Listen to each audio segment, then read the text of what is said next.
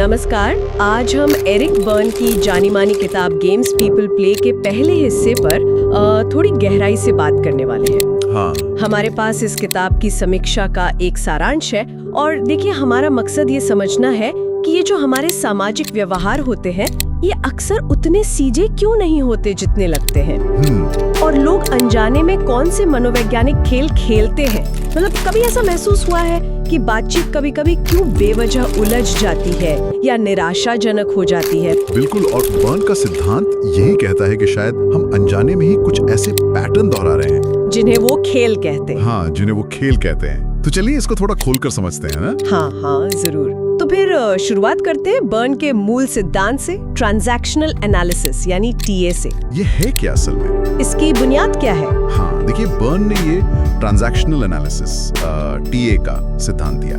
ये मूल रूप से हमारे आपसी संवाद मतलब बातचीत और उसके पीछे जो मनोवैज्ञानिक चीजें चलती हैं उसका अध्ययन है। अच्छा। उनका कहना है कि हर व्यक्ति के अंदर 3 अहम अवस्थाएं होती हैं, ईगो स्टेट्स। हाँ मैंने पढ़ा है, अभिभावक, वयस्क और बालक, पेरेंट, अडल्ट, चाइल्ड। बिल्कुल, पेरेंट, अडल्ट और चाइल्ड, हमारी सारी बातचीत इन्हीं अवस्थाओं के बीच होती रहती है। अब अभिभावक या पेरेंट जो है उसमें हमारे सीखे हुए व्यवहार होते हैं, मान्यताएं होती हैं, जैसे माता पिता से या किसी बड़े से सीखा हो, जैसे किसी की देखभाल करना या आलोचना करना। हाँ बिल्कुल, पोषण देना या आलोचना करना। फिर वयस्क या अडल्ट है, ये तर्कसंगत हिस्सा है, वर्तमान पर केंद्रित, जो डेटा के आधार पर सोचता है, समाधान खोजता है। ठीक है। और तीसरा है बालक या चाइल्ड, ये हमारी भावनाएं हैं, हमारी रचनात्मकता और हमारी सहज प्रतिक्रियाएं, जैसे खुशी, डर, गुस्सा या फिर विद्रोह। कैसे है? मतलब टकराव कहाँ से आता है? टकराव तब आता है जब संवाद समानांतर नहीं रहता, मतलब पैरेलल नहीं होता। पैरेलल नहीं होता। हाँ, इसे बंद तिरछा या क्रॉस लेन देन कहते हैं। मान लीजिए कोई अडल्ट अवस्था से पूछता है रिपोर्ट कहाँ है, मतलब एक तथ्यात्मक जानकारी मांग रहा है। ठीक है, सीधा सवाल। हाँ, और दूसरा व्यक्ति मान लीजिए चाइल्ड अवस्था से जवाब देता है, आप हमेशा मुझ पर ही क्यों शक करते हैं। ओह। तो यहाँ क्या हुआ? सवाल अडल्ट से था, जवाब चाइल्ड से आया, और वो भी शायद पेरेंट अवस्था को संबोधित करते हुए।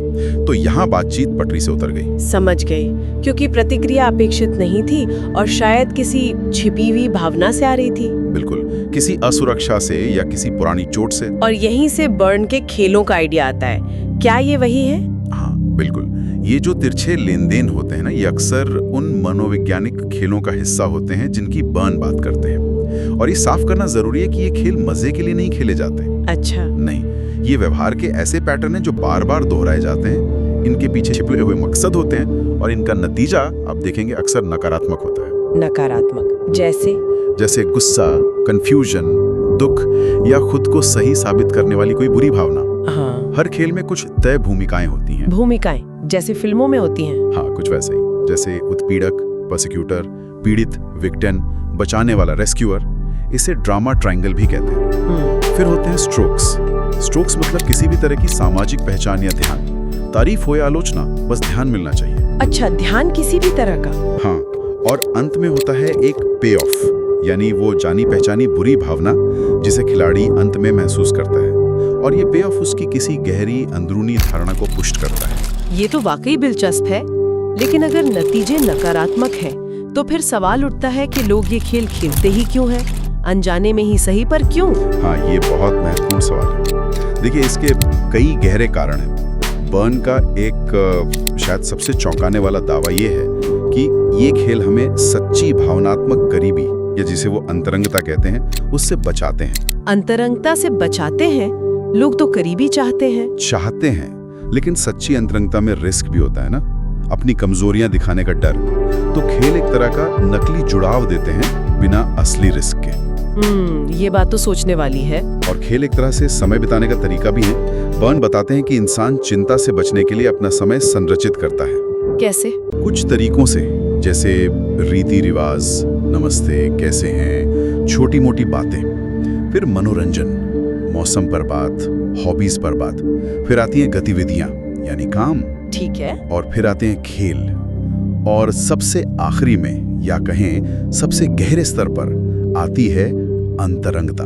और खेल अक्सर अंतरंगता की जगह ले लेते हैं। हाँ, क्योंकि अंतरंगता सबसे वास्तविक है, पर उससे सबसे ज्यादा बचा दी जाता है। खेल उस खालीपन को भरते हैं। और सबसे जरूरी बात ये हमारी गहरी नकारात्मक मान्यताओं को सही साबित करने में मदद करते हैं। जैसे अगर कोई अंदर से मानता है कि मुझ पर भरोसा नहीं किया जा सकता या मैं हमेशा अकेला रह जाता हूं, तो वो अनजाने में ऐसे खेल खेलेगा जिससे अंत में वही साबित हो, उसे वही पे ऑफ मिलेगा। ओह, तो ये एक तरह का सेल्फ फुलफिलिंग प्रोफेसी जैसा है। बिल्कुल।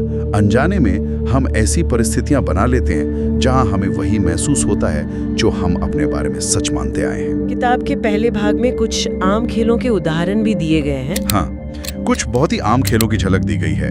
एक बहुत मशहूर खेल है Why don't you yes but। हाँ, ये तो सुना है। इसमें क्या होता है? इसमें व्यक्ति सलाह मांगता है, लोग उसे सुझाव देते हैं, तुम ये क्यों नहीं करते, और वो हर सुझाव को खारिज कर देता है। हाँ लेकिन उसमें ये दिक्कत है। बिल्कुल। असली मकसद सलाह लेना होता ही नहीं। मकसद होता है ये साबित करना कि मेरी समस्या का तो कोई हल ही नहीं है, और शायद दूसरों को हताश करना या ये दिखाना कि मैं कितना असहाय हूँ। और कोई उदाहरण? एक और आम खेल है if it want for you. इसमें कोई पार्टनर या परिवार का सदस्य अपनी किसी नाकामी या चूके हुए अवसर का दोष दूसरे पर डालता है। जैसे अगर तुम्हारी वजह से ना होता तो मैं आज कहीं और होता। हाँ बिल्कुल। अगर तुमसे शादी ना हुई होती तो मेरा करियर बन गया होता। इससे क्या होता है, व्यक्ति अपनी जिम्मेदारी से बच जाता है और शायद दूसरे को कंट्रोल भी करता है, अपराध बोध महसूस करा के। सही कहा। और एक और थोड़ा तीखा खेल है now I have got you you son of a B. संक्षेप में NIGSOB कहते हैं। ये कैसा खेल है? ये एक तरह से नैतिक श्रेष्ठता का खेल है।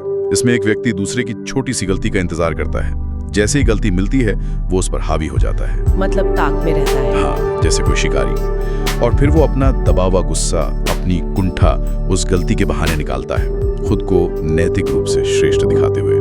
बाप रे, ये सब तो सच में काफी पहचाना हुआ लग रहा है। जाहिर है किताब बहुत प्रभावशाली रही होगी।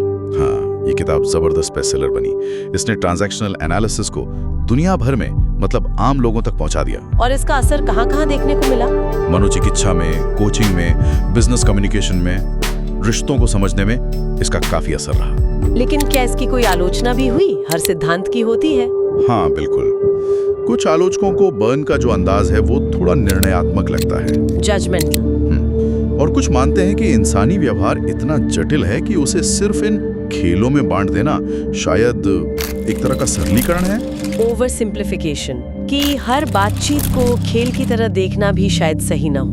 हाँ, कि इससे रिश्तों की जो बारीकियां हैं वो कहीं खो सकती हैं। तो अंत में अगर हम इसे समेटें तो हमारे सुनने वालों के लिए मुख्य टेक अवे क्या है इस पहले भाग से?